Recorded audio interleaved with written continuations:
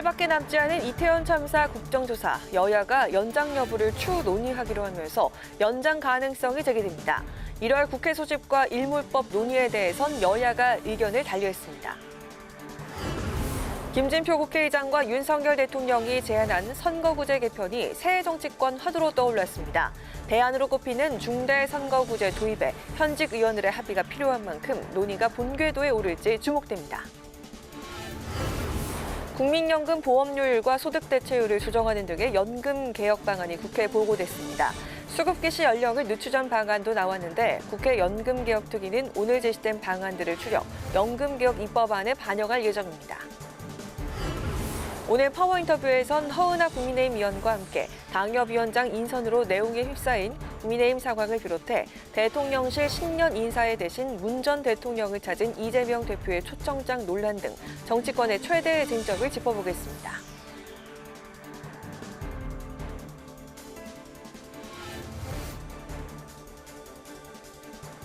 여러분 안녕하십니까? 1월 3일 의정종합뉴스 뉴스엔 시작하겠습니다. 여야 원내대표가 새해 첫 회동을 갖고 전국 현안을 논의했습니다. 이번 주까지인 이태원 참사 국정조사는 여야가 연장 여부를 추가 논의하기로 협상 여지를 남겨뒀는데요. 하지만 1월 임시국회 소집과 일몰법 논의에선 여야가 거듭 입장차만 재확이 됐습니다. 김희연 기자가 보도합니다. 국민의힘 주호영, 더불어민주당 박홍근 원내대표가 산적한 전국 현안을 풀기 위해 새해 첫 회동을 가졌습니다. 오는 7일 종료되는 이태원 참사 국정조사와 관련해 박 원내대표는 기간 연장을 강하게 요구했고 주 원내대표는 우선 특위 의견을 들어보자고 밝히면서 다시 논의하기로 했습니다. 민주당과 국회에서 간담회를 가진 12구 참사 유가족 협의회는 철저한 진상규명과 2차 가해 방지 대책 등을 요구하며 기간 연장을 거듭 촉구했습니다. 다시 한번 부탁드립니다. 싸우지 마시고 국정조사 철저하게 준비하셔가지고 진행하시고 우리 유가족들 두 번 다시 눈에서 피눈물 나지 않도록 철저하게 진상규명해 주십시오. 여야가 국정조사 기간 연장에 대한 협상 가능성은 열어둔 셈이지만 여전히 3차 청문회 개최 여부와 증인, 참고인 채택에선 이견을 보이고 있어 진통이 예상됩니다. 1월 임시국회 소집에 대해서는 여야가 평행선을 달렸습니다. 아무런 처리할 안건 없이 한 달간 임시국회를 그냥 여는 것은 옳지 않습니다. 만약에 그런 일이 생기면 국민들로부터 방탄국회라는 오해를 받게 됩니다. 국회에 주어진 책무가 이토록 무거운데도 국민의힘은 여당이기를 포기한 것 같습니다. 일하는 국회를 방탄국회로 둔갑시키는 치졸한 행태를 보이고 있습니다. 특히 일몰법 처리와 관련해 국민의힘은 안전운임제는 정부의 재조정안이 나와야 논의가 가능하고 추가 연장 근로제만이라도 우선 통과시키자고 주장했습니다. 반면 민주당은 노란봉투법을 비롯한 쟁점 법안들도 함께 처리해야 한다고 주장하면서 북한 무인기 도발에 대한 현안 질의 등을 위해 1월 국회 소집을 거듭 촉구했습니다. 국회방송 김희연입니다. 내년 4월 총선을 앞두고 선거법 개정 논의가 새해 정치권 화두로 떠올랐습니다. 특히 선거구마다 한 명씩을 뽑는 현행 소선거구제 대신 두세 명을 뽑는 중대선거구제가 대안으로 거론되면서 관련 논의에 탄력이 붙을지 주목되고 있습니다. 보도에 박지영 기자입니다. 새해 벽두부터 김진표 국회의장과 윤석열 대통령이 필요성을 제기한 선거구제 개편 논의. 선거구마다 한 명씩 뽑는 현행 소선거구제는 승자 독식으로 민심을 왜곡하고 극단적인 진영 정치를 조장하는 등의 폐해가 커 개선이 필요하다는 겁니다. 한 선거구에서 두세 명을 뽑는 중대 선거구제 도입 논의가 대안으로 제시됐는데 김 의장은 오는 3월 중순까지 내년 4월 총선에 적용할 선거제도를 확정할 계획이라며 구체적인 일정까지 제시했습니다. 내년 총선부터는 승자 독식의 정치 문화를 반복하지 않도록 선거법을 비롯한 정치 관련 법률 정비도 서두를 예정입니다. 여야도 선거구제 개편이 필요하다는 데에는 공감하면서 본격적인 논의를 예고하고 있습니다. 소선거구제에 대한 폐단들이 많이 지적되고 있는 만큼 이제부터라도 활발하게 선거구 제도의 장단점을 치열하게 토론해서 다만 개편 방식에 대해선 신중한 입장을 보이고 있는데 일각에선 소선거구제 대안으로 거론되는 중대 선거구제로의 개편에 부정적인 입장을 보이며 권역별 비례대표제를 보완책으로 제시했습니다. 중대 선거구는 사실상 거대 정당들이 나눠먹기를 하기에도 훨씬 편리한 제도입니다. 권역별로 비례제를 하고 소수 정당의 진출 이런 걸 할 수 있도록 하는 게 아예 현직 의원들의 동의를 얻기 쉽지 않을 것이라는 전망도 나왔습니다. 그런데 지금 현역 의원들이 선거구가 줄어드는 것에 대해서 결사 반대를 하기 때문에 당연히 그것이 성공하기는 굉장히 힘들 거라고 생각합니다. 지난 2014년 헌법재판소가 3대1 인구 편차의 선거구 획정 방식에 대해 헌법 불합치 결정을 내리면서 중대 선거구제가 대안으로 제안됐지만 지난 21대 총선에서 준연동형 비례대표제가 도입되고 소선거구제와 비례대표제의 큰 틀은 그대로 유지돼 왔습니다. 내년 4월 총선에 적용할 선거구 획정 법정 기한은 4월 10일까지로 논의 기간은 3개월 정도밖에 남지 않은 상황. 중대 선거구제의 경우 당장 지역구가 사라지는 현역 의원들의 합의가 필요한 상황이어서 여야가 법정 시한 내 선거구제 개편에 합의할 수 있을지 주목됩니다. 국회방송 박지영입니다. 연금개혁 논의가 본격화된 가운데 국회 연금개혁특위 소속 민간자문위가 현행 국민연금의 보험료율과 소득 대체율에 대한 조정이 필요하다는 개혁안을 내놨습니다. 연금특위는 이 내용을 바탕으로 오는 4월 최종 연금 개혁안을 제시할 계획입니다. 강민지 기자가 보도합니다. 국회 연금개혁특별위원회가 네 번째 전체 회의를 열고 연금개혁안의 방향과 과제에 대한 민간자문위원회의 보고를 받았습니다. 개혁 초안을 만들기 위해 구성된 전문가 집단인 민간자문위는 지난해 11월부터 논의해온 중간 결과로 모수개혁을 통한 연금개혁 방안을 제시했습니다. 연금 고갈 시기가 임박해온 만큼 장기적 논의가 필요한 전체적 구조개혁보다는 지급률과 기여율을 일부 조정하는 모수개혁이 먼저라는 판단입니다. 자문위는 특히 현재 9%로 OECD 평균의 절반에 못 미치는 연금 보험료율과 2028년 40%로 떨어지게 되는 소득 대체율에 대한 조정이 필요하다고 설명했습니다. 보험료율이 상대되지 않으면 그 당시 연금 수급자에게 연금을 지급하지 못합니다. 연금 소득 대체율은 OECD 국가 중에서 가장 낮은 수준인 31.2%입니다. 다만 이번 중간 보고서엔 정확한 요율 등 구체적인 수치가 담기진 않았습니다. 자문위는 보험료율을 인상하자는 주장과 소득 대체율과 보험료율을 동시에 인상하자는 두 가지 안을 두고 추가 논의를 이어가겠다고 밝혔습니다. 2033년 65세로 돼 있는 수급 개시 연령과 현행 59세로 돼 있는 의무가입 연령을 늦추는 방안도 제시됐습니다. 다만 소득 공백 문제와 국민연금 재정 건정성도 함께 고려해야 한다고 덧붙였습니다. 수급 개시 연령과 의무가입 연령 조정하는 당위성은 저희들이 공감을 하지만 그렇지 않아도 심각한 노후 소득 공백 이런 문제 그리고 국민연금의 신뢰도를 고려해서 여야 의원들은 민간자문위에 저출생, 고령화에 따른 노인 빈곤율 등 근본적인 사회구조에 대한 고민과 재원 확보 방안이 구체적으로 마련돼야 한다며 추가 논의를 주문했습니다. 기초연금 대상을 확대한다든지 소득 대체율을 높인다든지 이렇게 하면 다 좋겠는데 가장 심각한 게 부담을 누가 할 것인가. 국민연금이나 기초연금을 통해서 그 사람들을 어느 정도까지 소득을 맞춰줄 수 있는 건지 이것들이 명확해져야지만 실제로 모수개혁이든 뭘 할지가 명확해질 수가 있는데 지금 그런 것들이 정확하게 제시가 되고 있지 않습니다. 연금특위는 이번 달 말 민간자문위의 최종 개혁안을 받아 활동기한인 오는 4월 30일까지 연금개혁 입법안을 제시할 예정입니다. 국회방송 강민지입니다. 국민의힘과 정부, 유통업계가 만나 설 민생 안정 대책을 논의했습니다. 당정은 설 연휴 기간 고속도로 차량 통행료를 면제하고 설 성수품 공급을 최대한 확대해서 서민 부담을 최소화하기로 결정했는데요. 대형마트의 경우 30에서 50% 할인 행사를 진행하겠다며 동참 의사를 밝혔습니다. 임채원 기자가 전합니다. 경기 침체와 고물가 여파로 서민 부담이 가중되는 상황. 국민의힘과 정부, 유통업계가 설 연휴 서민 장바구니 부담 완화를 위해 머리를 맞댔습니다. 이 자리에서 국민의힘은 정부와 함께 민생 안정에 주력할 것을 약속했습니다. 우리 국민들께서 모처럼 코로나의 그 상황 속에서 마스크를 벗고 첫 번째로 설을 세시는 기간인 것 같습니다. 따라서 정부와 당은 아주 섬세하게 교통에서부터 생필품, 화재 이르기까지 많은 부분들을 챙겨가지고 국민의힘은 정부에 배추, 사과 등 명절 수요가 많은 성수품 공급량을 최대로 늘릴 것을 요청했습니다.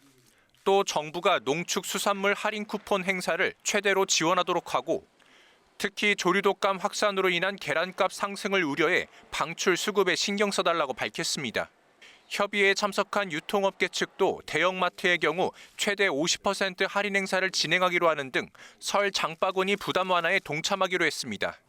당정은 이와 함께 4조 원 규모로 발행되는 온누리 상품권은 모바일 카드형 신설에 따라 전통시장 등에서 활발하게 사용될 수 있도록 지원한다는 계획을 구체화했습니다. 에너지 취약계층 약 118만 가구를 위한 지원책도 논의했는데 전기, 가스요금 인상과 관련해 에너지 취약계층에게 바우처를 지급해 난방 연료비 부담을 덜어주고 기초생활수급자 보장도 강화하기로 했습니다.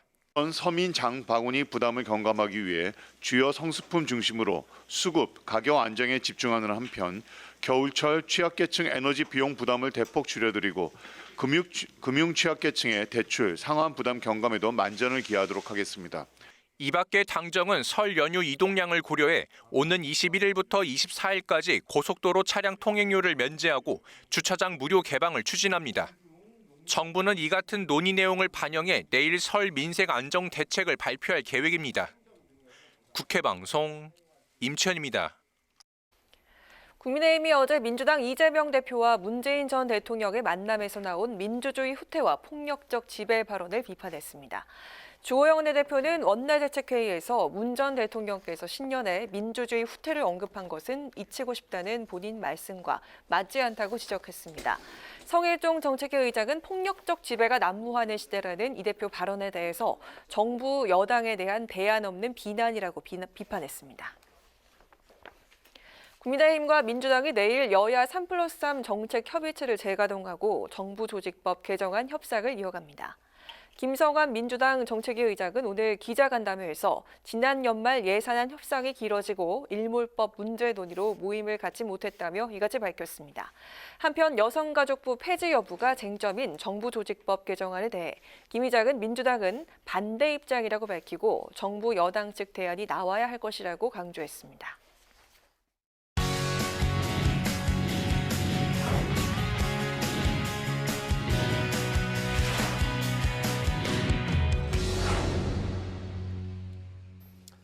네, 오늘 이슈 분석 김동길 기자와 함께합니다. 김 기자, 어서 오세요. 안녕하세요. 네, 이태원 참사 국정조사 특위 활동 기한이 이번 주말 7일까지인데 이제 나흘 남았습니다.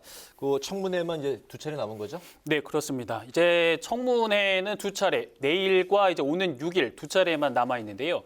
이태원 참사 국정조사 활동 기한이 지난달 24일부터 올해 7일까지, 그러니까 오는 7일까지 45일간인데 국회 예산안 처리가 당초 예상했던 것보다 많이 늦어지면서 특위가 활동할 수 있는 시간이 많이 줄었습니다. 네. 여기에 이제 한덕수 국무총리와 신현영 의원의 청문회 증인 채택 문제를 놓고 여야가 또 대립을 하면서 당초 청문회를 3회 진행하려고 했던 계획도 2회로 지금 줄어든 상황입니다. 네, 예산안 처리가 이제 늦어지면서 그 영향으로 이제 국조특위 활동 시한이 이제 많이 이제 줄어들었는데 나흘 남았습니다. 나흘 동안은 이제 증인 청문회 그리고 이제 진상 규명 거기다 이제 재발 방지책까지 마련해야 되는 그 짧은 시간 동안에 부담이 꽤 늘어났네요. 네, 맞습니다. 단초 여야 합의 사항에는 그 활동 기간을 연장할 필요가 있는 경우에는 본회의 의결로 연장할 수 있도록 명시를 했습니다. 하지만 여야 모두 이 연장에 그 동의를 하면 문제가 없는데 네. 여기에도 여야의 좀 입장차가 있기 때문에 살펴보면 이제 야당 같은 경우에는 당연히 필요하다는 입장인 반면에 국민의힘은 국민들의 동의가 우선돼야 한다는 입장을 취하고 있습니다. 국민의힘은 처음부터 이제 국정조사를 경찰 조사 결과 발표 후에 하자고 이제 주장을 해왔기 때문에 그렇다면 이런 상황에서 기간 연장을 더할 필요가 있겠느냐는 그런 입장으로 볼 수가 있고요. 그렇지만 이제 새해부터는 어제부터는 좀 지금까지와는 다른 기류가 국민의힘에 감지가 되는데 주호영 원내대표가요. 시간이 부족한 것은 사실이다. 그래서 당내 협의를 거쳐서 민주당과 협의하겠다. 이런 발언들을 했거든요. 네. 발언 직접 들어보실까요? 네. 보고서 채택을 위한 기간이라든지 기간의 필요성에 관해서는 인정하는 부분이 있고 다만 이제 3차 청문회 그것이 정인 채택을 둘러싸고 여러 가지 논란이 있어서 그런 문제들을 지속적으로 계속 논의하고 있습니다. 기간 연장 필요성에 이제 좀 공감하는 듯한 그런 이제 그 주호영 원내대표의 입장이었는데 야당의 입장은 어떻습니까? 야당은 당연히 연장해야 된다라는 입장입니다. 국정조사가 이제 늦게 시작한 것은 여당의 책임이 크다 이런 주장이거든요. 그래서 당연히 연장을 해야 된다는 건데 민주당은 윤석열 대통령 신년사에 이태원 참사 관련 내용이 빠진 것을 두고도 정부와 여당이 참사가 이대로 잊혀지길 바라는 거 아니냐 이렇게 이제 날을 세우기도 했고요. 네. 또 민주당이 오늘 유가족협의회와 간담회를 가졌는데요. 이 자리에서 유가족협의회가 국정조사 연장에 대한 강한 요구가 있었고요. 박홍근 원내대표가 반드시 관철시키겠다 이렇게 답하기도 했습니다. 박 원내대표가 오늘 오전 원내대책회의에서 국정조사를 연장해야 하는 이유를 정리해서 발언을 했는데 그 발언도 함께 들어보시죠. 네. 진상규명 없는 꼬리 자르기식 책임자 처벌도 재발 방지 대책 없는 진상규명도 애당초 성립될 수 없습니다. 유가족과 생존자, 전문가가 참여하는 3차 청문회, 재발 방지를 위한 전문가 공청회, 충실한 결과 보고서 작성까지가 온전한 국정조사입니다. 민주당은 이태원 국정조사 기간 연장에 국민의힘이 합의를 하지 않으면 단독으로라도 의결해서 연장하겠다 이런 주장을 펼치고 있습니다. 네. 지금까지 이제 이태원 참사 국조특위 기간 연장이 이제 가능하겠느냐 여야의 입장을 이제 살펴봤는데 어떻게 가능하겠습니까? 물리적 시간이 부족하다는 부분에 대해서는 여야 모두 좀 공감하고 인정을 하고 있는 부분입니다. 하지만 국민의힘 같은 경우에는 결과 보고서 채택에 방점을 두고 있고 민주당은 유가족과 생존자가 함께하는 3차 청문회에 방점을 두고 있기 때문에 여기서 약간의 의견 차이가 있는 부분이 있습니다. 하지만 이태원 참사가 워낙 좀 큰 사안이었고 사건이었고 또 국정조사 결과물이 나와야 한다는 데는 여야 모두 이제 공감하고 있는 부분이 있기 때문에 여야 증인 채택 문제, 3차 청문회에 대한 여야 증인 채택 문제가 어느 정도 합의점을 찾는다면 이 국정조사 기간 연장은 가능하다고 판단을 할 수 있겠습니다. 네. 여야 현재 그 1월 임시국회 이제 소집을 두고도 이견을 보이고 있는 상황인데 바로 이 1월 임시국회 소집이 국정조사 연장에도 관련돼서 영향을 미칠까요? 어떻습니까? 야당은 지금 국조특위와 1월 임시국회를 동시에 연장하자 또 열자고 이제 주장을 하고 있고 요구를 하고 있는 상황인데요. 여기에는 이제 민생법안 처리가 시급하다라는 주장도 깔려 있습니다. 하지만 국민의힘은 이재명 대표가 검찰 출석을 앞두고 있기 때문에 방탄국회가 될 수 있다라는 주장을 하고 있거든요. 그래서 임시국회도 일단 그 이후에 하자는 주장인데 그런데 여기서 좀 살펴봐야 될 점을 보면 국민의힘이 이제 반대한다고 해도 민주당 단독으로 1월 임시국회 소집을 할 수 있습니다. 또 체포 동의안이 본회의에 상정되면 민주당 단독으로라도 또 부결시킬 수가 있거든요. 지난 노웅래 의원처럼. 네. 그렇게 본다면 1월 임시국회 소집을 반대하고 있는 국민의힘 입장에서는 지금 펼치고 있는 게 여론전이다라고 이제 볼 수가 있겠고요. 국정조사 연장과 1월 임시국회 이제 소집은 여야가 협의를 좀 해야 되는 부분이 있겠지만 이 기간 연장은 조금 다르게 각각의 사안으로 봐야 되기 때문에 좀 달리 봐야 된다. 그래서 기간 연장은 어느 정도 좀 인정하고 여야가 공통적으로 공감하고 있는 부분이 있기 때문에 기간 연장은 가능하지 않을까 이렇게 판단해 볼 수 있습니다. 시기가 예, 그렇습니다. 시기의 이견이 좀 있는 거죠. 또 본회의도 한번 열어야 되기 때문에 네. 그렇게 되면 본회의도 또 그럼 임시국회도 당연히 열리는 상황이 되거든요. 네. 그래서 이런 부분들을 전체적으로 합쳐서 이제 협의가 진행될 수 있을 것으로 보입니다. 알겠습니다. 오늘 이시 분석은 김동길 기자와 함께했습니다. 김 기자 수고했습니다.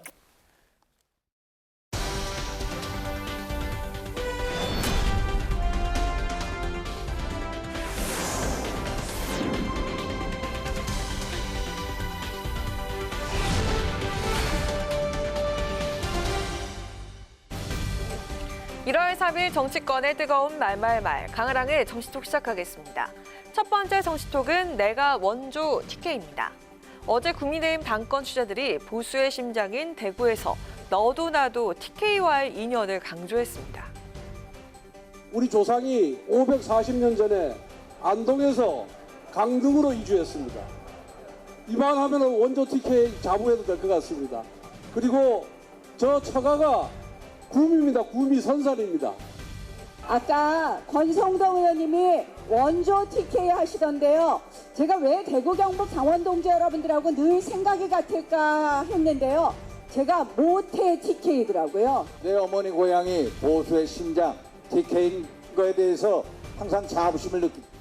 홍준표 대구시장은 당대표를 하겠다고 너도 나도 맹구처럼 저요 외치고 있지만 정작 듬직한 당대표감은 한 명도 보이지 않는다면서 당권 주자들을 직격했습니다. 그런가 하면 국민의힘 당대표 적합도 조사에서 나경원 전 의원이 선두를 달려서 눈길을 끌었고요. 10% 벽을 넘어선 김기현 의원의 약진도 이목을 끌었는데요. 최근 윤 대통령과 두 차례 관저 만찬을 가진 김기현 의원을 향해서 윤심의 향방이 이미 기운 게 아니냐는 관측도 이어지고 있는 상황. 지지율 선두를 달리고 있는 나경원 전 의원도 내심 긴장을 늦출 수 없을 듯합니다.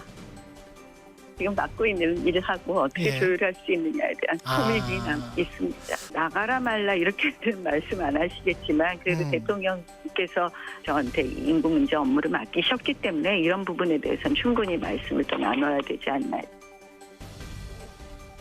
이처럼 나경원 전 의원은 출마 여부를 윤석열 대통령과 상의하겠다는 취지로 발언해서 출마 결심을 굳힌 것으로 보인다는 관측도 이어지고 있습니다. 윤심 경쟁이 날로 뜨거워지고 있는 가운데 비운계 윤상현, 안철수 의원이 당대표 후보의 수도권 출마론을 내세우고 있는 상황입니다. 우리가 싸움을 할 때 심장이 싸웁니까? 손과 발과 팔과 다리가 싸우지 않습니까? 손과 발과 팔과 다리 역할을 하는 곳이 어디 수도권입니다. 지난 총선은 수도권의 패배입니다. 121석 중에서 17명 살아남았습니다. 그래서 우리가 조그만 당으로 쪼그라든 겁니다. 이번에는 수도권에서 반드시 이겨야 합니다. 저는 그럴 각오로 뛰고 있고 당권 주자의 수도권 험지 출마론에 주호영 원내대표는 지역구를 옮기는 일을 함부로 해선 안 된다면서 자해행위와 같다는 부정적인 입장을 밝혔습니다. 이미 본격화된 국민의힘의 개파가 될 경쟁, 전당대회를 둘러싼 그 미묘한 신경전도 점점 달아오를 것으로 보입니다. 두 번째 정치톡은 이메일로 띡입니다. 이재명 대표가 어제 대통령실에서 있었던 정부 신년 인사에 불참한 채 양산으로 내려가서 문재인 전 대통령을 만났습니다. 그런데 이 대표는 초청 자체를 들은 적이 없다고 밝혀서 의아함을 자아냈습니다. 오늘 윤석열 대통령께서 신년 인사회 진행하시는데 거기 참석하지 않고 오늘 문재인 대통령 예방을 결정하신 이유가 궁금합니다. 처음 듣는 얘기인데. 신년 인사회에 여러 사람들하고 인사회하는데 저를 오라고 했다고요? 야당 지도부에도 참석 전달했다고 지금 대통령실에서는 말씀하시는 것 같거든요. 신년 인사회 얘기는 처음 듣는 얘기인데. 이에 당대표실은 행안부로부터 이메일로 요청이 왔고 대표에겐 보고하지 않은 채 실무진 선에서 불참 의사를 회신했다는 입장. 야당 지도부를 초청하면서 전화 한 통 없이 이메일을 보내고 그런 초대 방식은 좀 이해할 수 없다는 점을 개인적인 의견으로 덧붙입니다.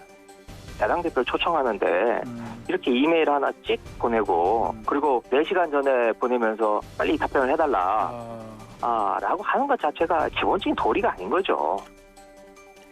그러니까 이메일로만 띡 초청장을 보냈다면서 은근한 불쾌감을 드러낸 건데요. 이에 행안부가 이메일, 전화뿐만이 아니라 인편으로도 초청장을 전달했다고 밝혀서 때아닌 진실 공방이 불거졌습니다. 예의와 도리를 문제 삼은 민주당을 향해서 국민의힘은 특별 대우라도 바라는 거냐면서 그 모습이 좀스럽다는 과거 문 전 대통령의 발언을 빗대서 강하게 비판했는데요. 민주당 내부에서도 이 대표 불참을 아쉬워하는 목소리가 이어졌습니다. 이번에 안 간 거는 난 잘한 일이라고는 생각할 수가 없어요.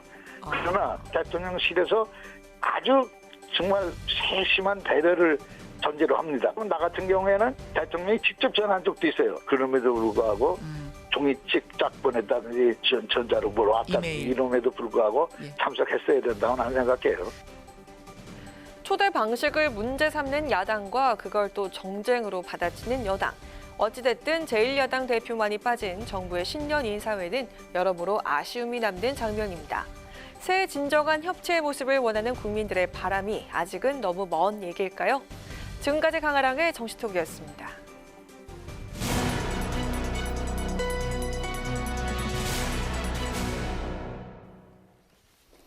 네, 이번엔 더불어민주당 경남도당 위원장을 맡고 있는 김두관 의원과 전화로 연결이 되어 있습니다.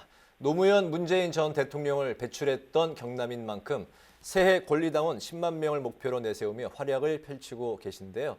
오늘 뜨거운 정치권 현안에 대해서 관련 말씀을 물어보고 또 대답을 들어보도록 하겠습니다. 의원님 안녕하십니까? 반갑습니다. 예, 반갑습니다. 김두관 도당 위원장입니다. 네, 먼저 새해 복 많이 받으십시오. 예, 감사합니다. 네.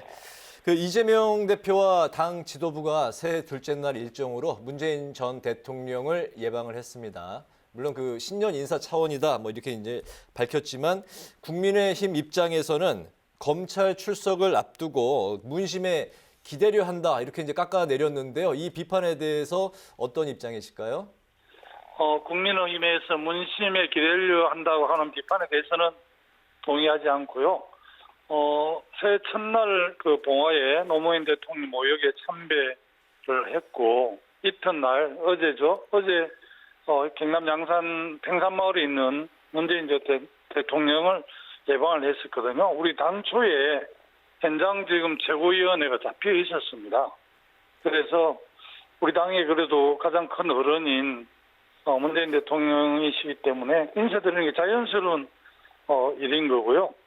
어제 문 대통령께서 이제 전국과 관련해서 어렵게 이런 민주주의가 절대 후퇴해서는 안 된다는 점도 좀 강조를 했고 또 이 대표를 중심으로 민생에 힘써달라는 그런 당부 말씀도 있었습니다.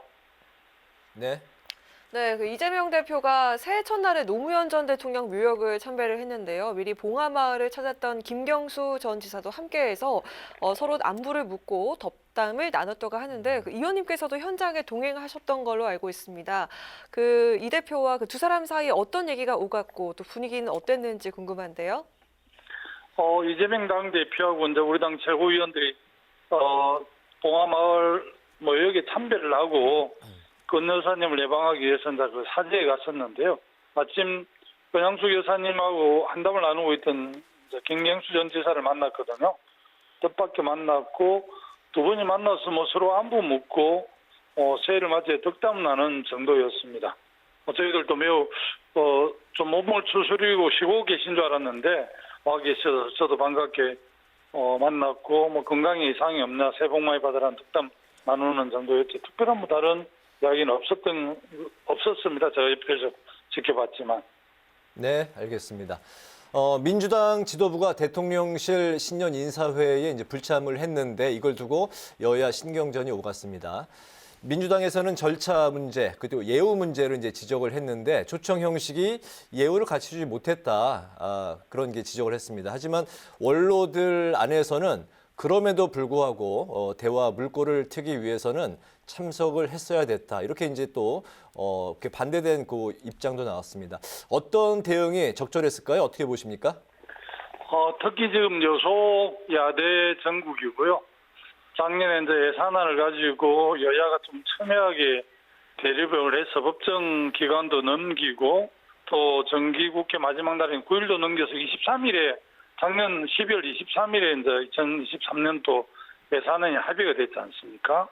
그리고 이제 양당제라는 이 구조 때문에 여야가 치열하게 싸우고 있고 또 지난 대선 경선 과정에서의 그런 앙금도 좀 남아 있을 수 있는데 이런 상황이었기 때문에 행안부가 물론 책임을 지고 이메일로 통보를 했다 그러는데 그래도 대통령실에서 여당에서 좀 세심한 배려를 하는 게 훨씬 더 맞지 않았나. 오히려 보통 간행을 보면 정무수석이 후보 대표, 비서실장 이런 쪽하고 채널을 열어서 정중하게 일정을 좀 조율해서 하는데 그냥 이메일을 보내고 뭐 사람을 보냈다는데 우리 당에서 사람을 만난 바는 없다고 그러고요. 그래서 참 많은 좀 아쉬움이 있습니다. 네, 이제 마지막 질문 드리겠습니다. 1월 임시국회 소집 여부를 두고도 여야가 대치를 벌이고 있는데요. 국민의힘 측에선 이게 이재명 방탄용이다 이렇게 규정을 하면서 임시국회 소집을 반대하고 있는데 국민의힘의 이 주장에 대해서 어떤 입장 갖고 계신가요? 아시다시피 이제 화물차 안전운임제 등을 비롯해서 일몰 법안들이 해를 넘긴 상황이거든요.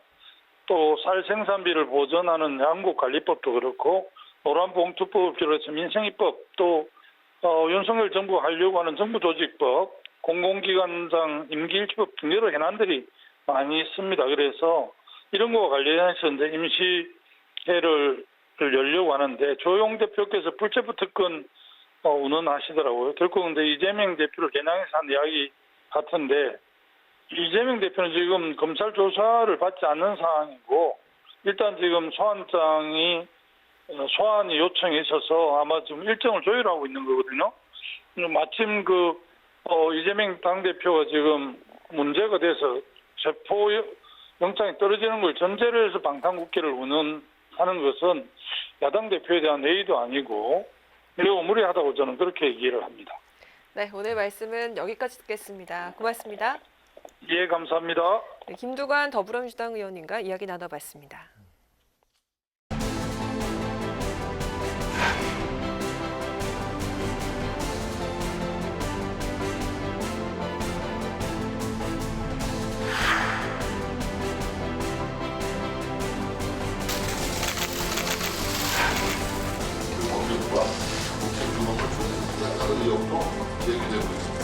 그냥 친윤만 인정을 하고 친윤만 알고 있는 인지도와 경쟁력이라고 저는 누가 봐도 비윤 속가내기라고 볼 수밖에 없을 것 같습니다.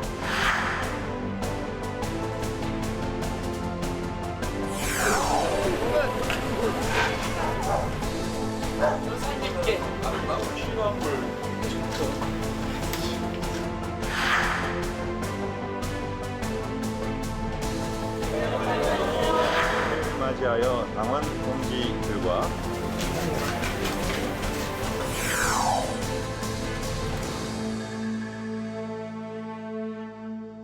네, 이번 시간은 뉴스앤파워 인터뷰 시간입니다. 최근 당협위원장 인선 진통의 당사자로 이슈 중심에 서 있는 분인데요.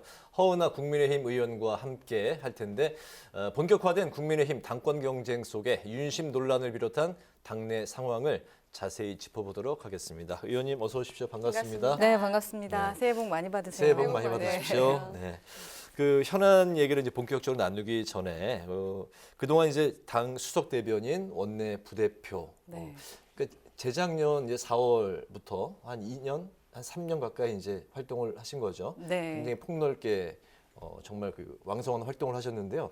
방송도 저보다 훨씬 더 많이 하시고 그러진 않습니다. 지켜보면서 부럽기도 많이 했습니다. 그 정계에 입문하기 전에 이미지 전략가로도 이제 활동을 하셨는데 그런 면들이 실제 정치 입문하시고 도움이 되셨는지도 궁금하고 작년 활동에 대해서 어떠셨는지도 소회도 듣고 싶고 정치에 막상 들어오시니까 어떠셨는지 좀 같이 좀 묶어서 질문 드려도 될까요? 뭐 겉으로 보는 것과 확실히 이 정치 안으로 들어왔을 때 정치인이 되고 나니까 많이 다르구나라는 것을 네. 느끼고요. 다르지만 같은 것은 교과서적이지만 국민만 바라보고 가는 것이 정답이다라는 것은 확실한 것 같습니다. 네. 그리고 이미지 전략가로서 활동했었던 부분은 정치하는 데 도움이 정말 되는 것 같습니다. 왜냐하면 역설적으로 이미지 전략이라고 하면은 겉모습이라던가 외형을 바꾸는 거라고 생각을 하는데 그렇지만은 않습니다. 가장 중요한 것이 본질이거든요. 그 본질을 파고들어서 그 사람에 대한 강점 그리고 이 사람의 내용을 어떻게 표현해서 그 진심이 드러나게 하느냐라는 것이 가장 중요한데 정치라는 것도 사실은 가볍게 본다기보다는 좀 편안하게 본다면 국민이 행복한 거예요. 내 주변에 있는 가족이 행복하고 이웃이 어떻게 하면 돈을 많이 벌고 늘 웃을 수 있을까 이런 부분들이고 그 본질이 무엇인가를 생각하는 그 지점에서 저에게는 좀 큰 도움이 됐었다라는 생각이 들고요. 또 정치인으로 이렇게 됐을 때는 이렇게 거창한 것이 아닌 국민 속으로 들어가는 것인데 이러한 과정을 밟아가야 될 정치인들이 과정에 집중하기보다는 정치 자체를 목적으로 하는 것으로 좀 보이는 것에 대해서는 과정보단 결과. 예, 어떤 정치를 목적으로 권력 투쟁을 한다거나 뭔가 국민을 바라본다라고 국민들이 느끼지 못하는 것. 그러니까 이미지라는 것은 사실 자신이 결정하지 않습니다. 네. 타인이 바라봤을 때 저 사람은 어떤 것 같다라고 그렇죠. 느끼는 네. 건데 정치인을 바라봤을 때 긍정적으로 보지 못하고 좋은 평가를 하지 못하는 이유들이 아마도 저희가 그러한 일반적인 과정들을 제대로 국민들께 보여드리지 못하기 때문이 아닐까. 어떻게 해야지 국민들에게 정말 사랑받을 수 있는 아니면 욕을 덜 먹는 그런 정치인이 될 수 있을까에 대한 고민들을 하고 있습니다. 네. 네, 자 그럼 본격적으로 의원님과 현안 이야기를 좀 해보도록 하겠습니다. 전당대 룰 개정에 이어서 그 당협위원장 인선도 논란이 되고 있는데요. 비윤 속가내기 아니냐라는 그런 목소리가 있죠. 특히 의원님께서도 그 이준석 전 대표 체제 안에서 서울 동대문을 조직위원장으로 그 내정이 된 상태였는데 김경진 전 의원으로 이번 심사에서 바뀌었습니다. 하고 싶으신 말씀 있으면 속 시원하게 이 자리에서 해주시면 좋을 것 같은데요.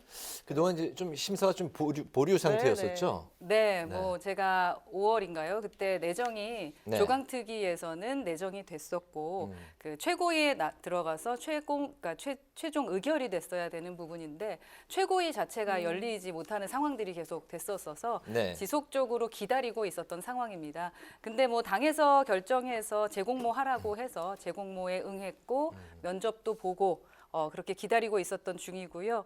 또 뭐 사무실도 있고 그쪽에 제가 선거를 치렀었거든요. 대선 네. 때도 뭐 열심히 뛰었지만 지방선거 때 동대문 구청장부터 시의원, 구의원과 함께 선거 운동하면서 저희가 12년 만에 구청장과 시의원, 구의원을 다 가져왔습니다. 네. 그래서 그런 쾌거를 느끼며 이사도 가고 상당히 즐겁게 의정 활동을 또 그 지역에서 하고 있었습니다. 그런데 이번에 결과가 좀 아쉽게 돼서 제가 그 아쉽게 된 부분을 개인의 그 관점으로만 바라보면서 제가 불평불만을 한다라기보다는 언론도 그렇게 보고 있고 국민들도 보시기에 조금은 이게 문제가 있는 것이 아닌가 하는 부분에 대한 문제점 지적을 하고 싶었던 건데 이제 그 자체가 좀 폄하하는 거 아니냐라고 말씀을 하셔서 조금 걱정은 됩니다. 다만 지금 누가 보더라도 예를 들어 뭐 비윤 속가내기다라는 것으로 오해할 수밖에 없는 상황들이 되고 있지 않겠습니까? 그리고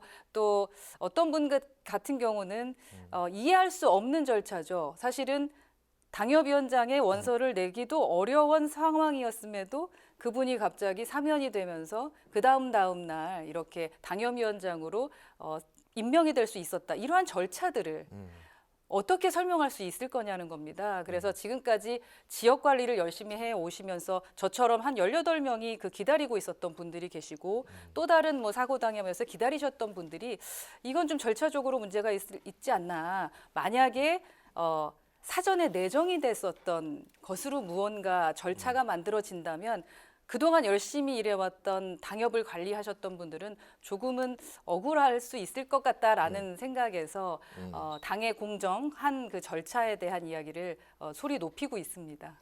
조금이라 말씀하셨지만 좀 많이로 들립니다. 네. 억울함의 정도가요. 네. 당에 이제 지금 이제 일방주의적인 부분에 대해서 목소리 내는 사람이 한 명이라도 있어야 될 것 같아서요. 네. 그래서 이러한 목소리를 내는 것이 우리 당을 위해서 부적합한 것인가라는 것도 고민을 많이 했습니다. 근데 저희는 보수당이고요. 자유를 추구하는 곳입니다. 다양한 목소리를 들을 줄 아는 것, 그리고 다양한 목소리를 내는 것이 우리 당답다라고 저는 생각합니다. 예, 당내 안에서도 이제 자당 발전을 위해서 이제 비판의 목소리를 내는 사람들도 이제 필요할 텐데요. 어쨌든 이번에 이제 조직위원장에서 이제 고배를 드셨기 때문에 향후 이제 또 어떤 식으로 이제 활동을 이어가실지 좀 궁금합니다. 최고위원 출마 얘기가 나오고 있는데 어떻게 마음을 굳히셨습니까? 어떤 상태인가요? 마음을 굳히진 않았고 아주 심각하게 고민하고 있습니다. 뭐 기존에는 사실은 얼마 전까지만 해도 출마에 대해서는 그렇게 심각한 고민이 없었는데 이제 조강특위 이제 결과가 나오고 나서 이 당내 그 일방주의에 대한 부당함에 대해서 누군가는 말을 해야 한다. 라는 생각이 좀 들었습니다. 네. 그래서 이게 아니다라는 말을 할 수 있는 사람이 그게 제가 될지 또 다른 분이 될지 그 부분에 대한 고민도 좀 필요한 것 같고요. 우선은 다양한 목소리를 내기 위해서라도 많은 분들이 또 저한테 요청하시는 분들도 계시고 해서 네. 정말 심각하게 고민하고 있습니다. 언제까지 결정을 해야 되나요? 저 한 보름 정도 좀 더 볼까 생각을 하고 있고요. 네. 그리고 또 뭐 그 기간이 어떻게 뭐 내일 당장도 결정을 할 수도 있긴 하겠습니다만 저의 역량에 대해서도 생각해 봐야 하고요. 심각한 고민이 필요한 지점이고 그리고 제 활동은 우선은 오늘도 동대문에서 저희 327호 동료들 같은 보좌진들과 함께 식사하면서 이야기를 나눴는데 동대문 활동은 계속 할 예정입니다. 그냥 주민 속으로 들어가서 보여지지 않더라도 구석구석 찾아다니며 말씀 좀 들어보려고 생각하고 있습니다. 알겠습니다. 네, 조심스럽게 다음 질문 드리면요. 역시 그 친윤계 인사들 다수가 또 그 최고위원 후보군 그 준비 중인 것으로 이렇게 알려져 있는데 또 다시 그 윤심 경쟁이 되는 것 아니냐 이런 관측에 대해서는 어떤 말씀하실 수 있을까요? 윤심 경쟁이 된다라는 그 말 자체를 저희가 질문받는다는 것은 네. 국민의 힘으로서 부끄러운 일입니다. 당연히 그러니까 정부가 잘 될 수 있도록 하고 대통령이 일을 잘하실 수 있도록 도와드리면서 대한민국이 잘 되게 하는 것은 저희의 역할입니다. 네. 하지만 윤심만 바라보라고 윤석열만 바라보라고 대통령으로 뽑아주신 건 아닙니다. 국민들께서. 저희는 저희가 해야 될 일이 있는 거죠. 그렇기 때문에 어떻게 건강한 긴장관계를 가지고 저희가 할 수 있는 일을 할 것이냐. 결국 민심을 바라봐야 되는 것이 저희의 역할이라고 생각하고요. 이제 그러한 질문이 나오지 않도록 저희가 전당대회 준비를 더 확실하게 해야 될 것 같습니다. 네. 그런 가운데 그 윤상현 의원이 당권 주자들이 이제 수도권 출마 선언을 하자 이런 그 제안을 했습니다. 그러니까 이 제안을 한 그 배경을 두고 윤심 경쟁에 쏠려 있는 그 구도를 내년 이제 총선에서 핵심인 수도권에서 누가 과연 이 총선에서 경쟁력이 있느냐 이런 그 제안으로 그 전략을 짜는 게 아니냐 이제 그런 해석이 나오고 있습니다. 이 의도가 맞다면 과연 이런 그 효과, 제안 효과는 어느 정도 그 맞을 수가 있을까요? 어제 저희 신년인사회, 대통령 신년인사회에서도 윤상현 의원님을 뵀습니다. 네. 그래서 저한테 오셔서 말씀을 해주셨는데 그 수도권 출마에 대해서 이제 말씀하시는 부분은 윤심으로만 치닫는 이 경쟁 구도가 돼버리면은 이건 당도 망하고 대통령도 망하는 길이다라고 네. 말씀하시더라고요. 네. 그래서 다양한 경쟁이 있어야 되는 것이고 아까 저도 말씀드렸던 것처럼 이 경쟁 자체가 그러니까 건강한 긴장 관계여야 되는 것이지 한쪽으로 치우친 것을 했을 때 국민이 바라보고 우리 당을 무엇이라고 생각할 것이냐라고 생각하셔서 본인 스스로는 친윤이지 않겠습니까? 그럼에도 불구하고 비윤 대열에 껴서 한번 대표를 출마해보고자 한다라는 말씀하시더라고요. 근데 저는 그 구도가 국민 입장에서 바라보고 말씀하신 거라고 생각을 합니다. 네. 자, 그럼 이제 야당과 관련된 이야기도 나눠볼까 하는데요. 그 신년인사의 민주당 지도부가 불참을 한 것을 두고 여야에서 또 신경전이 오가고 있는 그런 상황이죠. 이재명 대표는 전혀 몰랐다 이런 입장이고요. 당대표 비서실장은 보고하지 않았다면서 그리고 그 절차적인 문제 삼았습니다. 대통령실의 그 초청 여부를 보고하지 않고 실무진 선에서 처리를 한다는 게 가능한 것인지 뭐가 맞는지 궁금한데요. 우선 다른 당의 보고 체계를 가지고 제가 왈가왈부할 수 있는 부분은 아닌 것 같습니다. 하지만 이 내부 사정이 뭔가 있었겠죠. 그런데 이러한 사항에 대해서 국민을 속이려고 한다? 그것까지는 아니라고 제가 믿고 싶습니다. 그러나 선뜻 이해하기는 쉽지 않다. 현장에 저도 있었습니다. 정의당의 당대표님도 오셨고 당대표 다 오셨거든요. 근데 왜 안 오셨을까라는 의문이 있었습니다. 의장님도 계셨고 의장님께서 건배사를 하셨거든요. 근데 왜 안 나왔을까? 그러니까 현 정권에 대해서 민주당이 어떤 생각을 갖고 있는지에 대한 그 현 주소를 보여준 것 같다라는 생각은 듭니다. 네. 알겠습니다. 이해가 안 된다라는 입장입니다. 네. 그 민주당 측에서 어쨌든 이번에 그 신년 인사회의 그 초대 예우 문제를 들면서 어쨌든 그 불참에 대한 그 이야기를 했는데요. 그 행안부에서 인편으로 이제 초청장을 이제 보냈지만 좀 여야 협치가 이제 지금 시급하니까 국힘 그리고 이제 정부 입장에서도 좀 그 예우를 좀 갖추고 좀 더 갖추고 또 뭐 예를 들면 뭐 정무수석이 직접 뭐 전화를 한다든가 이렇게 좀 더 성의를 보였어야 되는 게 아니냐 이런 이야기도 있는데 어떻게 생각하십니까? 뭐 그런 지적을 할 수는 있겠습니다. 근데 조금 전 말씀드렸던 것처럼 김진표 의장도 왔고요. 이정미 정의당 대표도 왔습니다. 이게 대통령 개인을 위한 행사가 아니지 않습니까? 국민께 인사드리는 곳입니다. 그런데 예우를 그렇게까지 따지면서 안 나오실 일인가라는 생각이거든요. 민주당이 아니라 진짜로 뭐 이주당 아닌가, 이재명이 주인인 당인가라는 생각이 좀 듭니다. 기본적으로 특히 민주당이라고 한다면 예우보다는 뭐 진보적인 역할, 그리고 사실은 수평적 관계, 그러한 것을 얘기하는 것이 민주당 아닙니까? 예우를 따지기 전에 국민들이 보셨을 때 그래도 마음 편하게 그래도 여야가 함께 만났고 대통령과 인사하고 있구나, 우리에게 인사하고 있구나 라는 모습을 보여주셨던 게 보여주셨어야 네. 지금까지 이재명 대표가 말씀하신 민생, 국민만 바라본다라는 것에 대한 행동하시는 모습 아닐까 하는 생각은 듭니다. 네네. 네, 또 의원님께서는 그 과방위에서 활동을 하고 계시잖아요. 때문에 그 미래 산업과 기술에 그 초점을 둔 법안 발의를 많이 하시는 걸로 알고 있는데요. 2023년 올해는 어떤 분야와 정책에 방점을 두고 활동을 하실 건지 계획 한번 들어볼까요? 지금 뭐 올해가 경제라던가 민생이 상당히 어려워질 것이다라는 예측은 누구나 할 수 있는 부분이고요. 네. 그래서 사실 욕심이 좀 많이 납니다. 그러니까 미래 자체에 대해서 어떤 그 기술 관련해서 바꿔나갈 수 있는 법안이 있으면 좋겠다라는 것, 아니면 뭐 오뚜기 법안이라고 하지 않습니까? 민생을 탁 바꿔놓을 수 있는 어떤 법안들이 있지 않을까라는 생각을 하는데, 지금 어제 오늘 저희 방에서 정책팀하고 상당히 많은 논의를 하고 있습니다. 지금 저는 이제 메타버스 관련된 부분이라던가 데이터 관련된 사실 그 개정안들을 많이 냈었거든요. 개정안을 냈었고 통과된 것도 있습니다만 아직도 그 진행 중이기만 한 법안도 있습니다. 그러한 것뿐만 아니라 청년들의 이 공정함을 위해서 할 수 있는 부분들 좀 함께 해보고자 하고요. 제가 지금 정치를 하는 이유는 그 예측 가능한 사다리를 좀 만들어 보고 싶다라는 거거든요. 그러한 부분들은 제도화된 부분에서 가능합니다. 그러니까 일시적인 지원이나 이러한 것이 아니라 어떠한 제도, 정부의 지원에 따라서 원하는 만큼 노력한 만큼의 결과를 볼 수 있도록 네. 내년에도 법안에도 신경 많이 쓰도록 하겠습니다. 알겠습니다. 마지막 질문은 이제 좀 그 번외로 가볍게 좀 대답을 하시면 될 것 같습니다. 정치인의 말에 대해서 좀 평소에 어떻게 생각하시는지 궁금해서요. 그 좀 요즘에 그 여야 정치인들의 그 말을 보면 이게 총성 없는 전쟁터 너무 날 서 있어서 그 거기엔 또 정치인들의 말들이 굉장히 한 몫을 단단히 하고 있는 것 같습니다. 그 정치인의 말, 그 어떻게 생각을 하고 계실까요? 정치인의 말은 행동이 우선돼야 한다라는 생각을 하고요. 그리고 정치인의 말은 언젠간 다시에게 돌아온다라는 겁니다.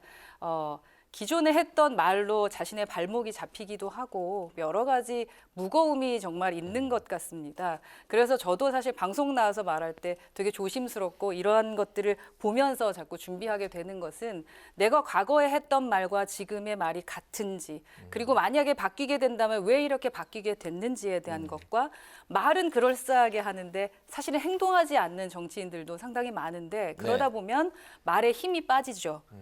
저 사람은 말뿐이야 라고 이렇게 보여지게 된다면 그다음부터 그 정치인의 정치 생명도 끝나는 것이 아닌가 하는 생각을 합니다. 상당히 무거우면서도 가볍게 던지는 이 말들이 분명 자신에게 돌아오게 될 것이다.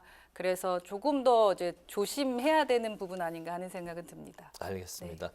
오늘 뉴스앤 파워 인터뷰 이제 마칠 시간이 됐습니다. 지금까지 국민의힘 허은하 의원과 당협위원장 인선을 두고 불거진 논란부터 여야 신년 인사회 불참 공방까지 뜨거운 정치권 현안에 대해서 이야기를 나눠봤습니다. 처음에 그 눈이 좀 충혈되시고 나타나셔서 요새 많이 피곤하신가 보다. 네, 네 좀 조금 좀 생각이 많습니다. 쉴 때는 또 푹 쉬시면서 그렇게 정치 활동 이어가셨으면 좋겠습니다. 오늘 말씀 잘 들었습니다. 감사합니다. 감사합니다.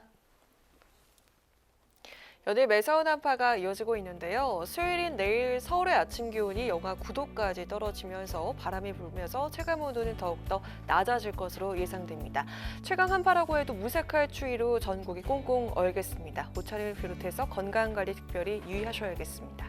네, 오늘 뉴스에는 여기서 마치겠습니다. 시청해주신 여러분 고맙습니다.